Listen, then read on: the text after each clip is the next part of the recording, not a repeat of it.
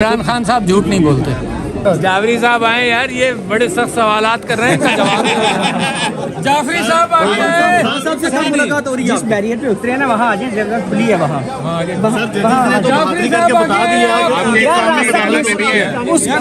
उस बैरियर पे बात करते हैं। सीक्वेंस से बात करें यार आप लोग यार। बड़े लोग आ रहे हैं, लीडर आ रहे हैं, उनसे पूछिए। जाफरी साहब आ रहे हैं, जाफरी साहब आ रहे हैं, उनसे पूछिए। सर आपको खान साहब ने बात करने से मना किया हुआ है? लीडरान आ रहे हैं, उनसे पूछो। सर आप भी लीडर हैं? नहीं, मैं सदर पाकिस्तान रहे हैं सर, सुप्रीम कमांडर रहे हैं। आपके लीडर होने की नहीं है, खिदमत करने की।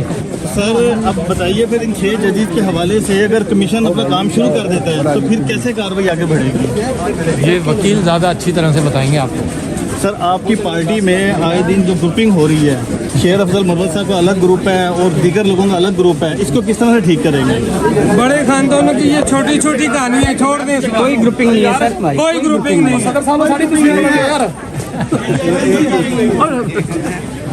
सर खुली जगह पे आ गए। खुली जगह पे यार क्या कर रहे हो दो?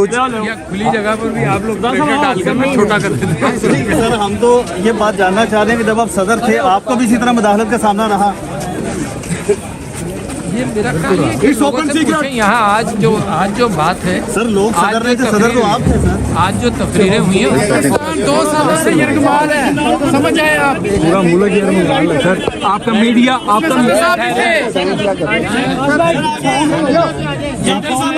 इनका मीडिया यरगमाल है।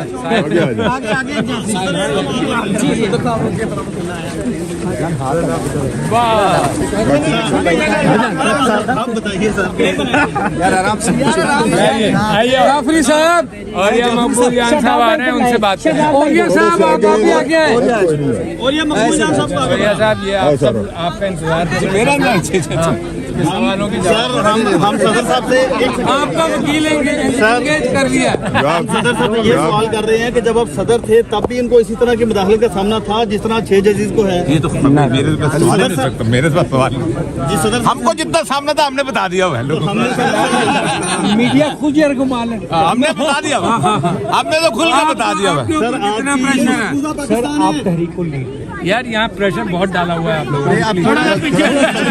लेकिन प्रेशर के बावजूद आपने कोई बात नहीं कर रहे। इससे ज्यादा प्रेशर आप पर था जब आप सदर थे, आज जितने आवाम की जिम्मेदारी बड़ी होती है ना, आवाम का प्रेशर तो जरूर होता है। सर इमरान खान साहब ने कहा था कि वो एजेंसीज के जरिए बंदे पूरे करवाते थे और पार्लियामेंट में बिल पास होता है, ये मुदाखलत नहीं थी। ये इमरान खान साहब ने कहा था, उनका बयान मौजूद है, ये मौजूद है, अखबारों में छप मीडिया पे। इमरान खान साहब झूठ नहीं बोलते। देखिए पाकिस्तान में 1947 से मुदाखलत का सामना है, कोई आज नया नहीं है। आप मुझे बताइए कि कौन सा सदर है जो कि मार्शल लॉ दौर के दरमियान सदर बनाया गया हो, खा वो फजल चौधरी हो, खा वो उसके बाद जो ताड़र रफीक ताड़र हो। मैंने आपकी बात मान ली। तो फिर जिस तरह से इन 6 जजेस ने बकौल आपके बहादुरी का सामना किया है, इल्जाम उठाया है, तो फिर सदर अलवी साहब को भी करना चाहिए था। बिल्कुल करना चाहिए। क्यों नहीं किया इन्होंने? ये उनसे पूछे मुझसे। आपको क्या लगता है? करना चाहिए, करना चाहिए। अब आपको लगता है कि खान साहब जो खुद कहते रहे हैं कि जनरल फैज़ के जरिए बंदों को पूरा करके असेंबली में बिल पास करवाते थे, तो ये तो बीज फिर उधर से फिर आया, तो अब देखिए वो फिर आप क्यों तारीख को इमरान खान से शुरू करते हैं? सही। पाकिस्तान की तारीख जो है इमरान खान से शुरू नहीं होती, 75 साल से शुरू होती है। कह रहा हूं कि अगर अबुल कासम फजलुल हक की असेंबली 1954 में तोड़ी गई और उसने खड़े होकर कहा कि मेरी असेंबली अमेरिका के कहने पे तोड़ी गई है 1954 में। आपकी बात बिल्कुल दुरुस्त है। मैं कह रहा हूँ कि खान साहब को फिर अपनी गलती का इतराफ तो करना चाहिए। वो खान साहब से पूछेगा, मुझसे आपको क्या लगता है? नहीं, मैं समझता हूँ कि खान साहब ने अपनी जो कुछ था ना, जो उनके जमाने में जो कुछ हुआ है उसका भुगतान पाकिस्तान के हर सियासतदान से ज्यादा भुगत लिया, किसी और ने नहीं भुगता इतना। सब नवाज शरीफ ने भी नहीं भुगता। मुल्क से बाहर मुल्क से बाहर रहना कौन सा बात है? मुझे भेज दो। पाकिस्तान में 2 लोग हैं। पाकिस्तान कौन से? मैं इस मुल्क में रहना चाहता हूँ, लेकिन बहुत आसान है मुल्क से छोड़ के जाना। मेरे बच्चे बाहर है, मैं जा सकता था, लेकिन मैंने कैद काटी है।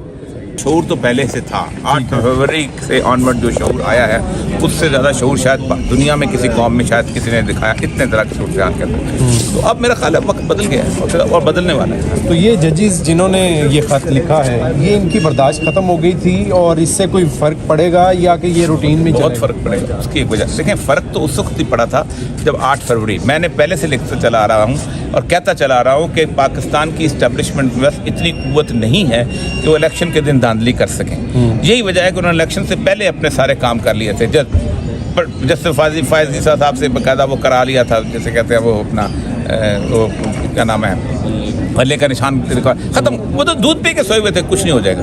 वो तो उनको 6 बजे के बाद पता चलना शुरू हुआ। लेकिन पता चल गया ना कि इस तरह हो जाता है और हमेशा से होता है, हमेशा से होता है, लेकिन अब नहीं हो रहा ना, अब बिल्कुल मुख्तलिफ हो गया ना। 8 फरवरी के बाद क्या तब्दीली? देखिए कुछ भी नहीं, इस वक्त दुनिया के सब कुछ हुआ नहीं, वो अलग बात है।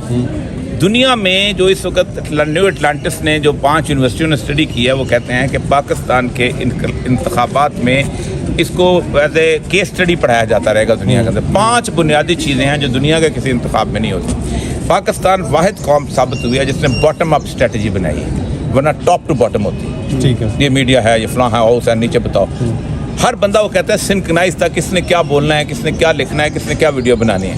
दूसरा वो कहते हैं कि किसी जगह ऐसा नहीं हुआ कि लोगों ने हर एवेन्यू एक्सप्लॉइट किया हो। फेसबुक से निकलते थे यूट्यूब जाते थे, यूट्यूब से निकलते फलां जगह जाते थे, ट्विटर से निकलते फलां जगह जाते थे, तमाम एवेन्यूज़ उन्होंने इस्तेमाल किए। तीसरा वो कहते हैं किसी मुल्क में ऐसा नहीं हुआ कि पीयर ग्रुप को जो है डेवलपमेंट इतनी ज़्यादा हो, इतने 50 लोगों के ग्रुप बनाए हुए, पता चल गया कहाँ जाना है, किस तरफ जाना है, कैसे स्ट्रेटजी बनानी।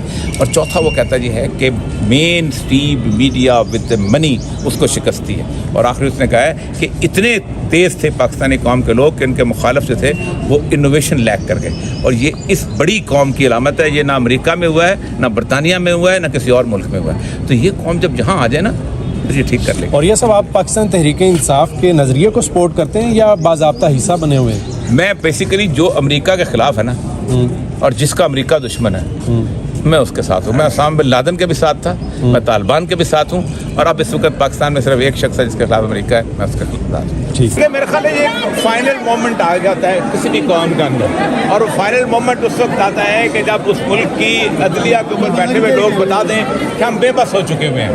ऐसे में फिर उनका ऐलान काफ़ी होता है, बाकी फिर कौम ने उनका साथ देना। हल क्या है? अवाम इसका हल इंसाफ देने वाले परेशान नहीं, इंसाफ वालों को देखिए, मसला ये है कि जब आपका काजी बंद आ जाए तो आप काजी के जकड़े तो अवाम ने खोलने हैं ना, उसने खुद तो नहीं खोलने। लोग खड़े होंगे तो इंसाफ की सूरत हाल बेहतर होगी। बहुत शुक्रिया। ये और ये मकबूल साहब जो बात कर रहे थे आपने सुनी।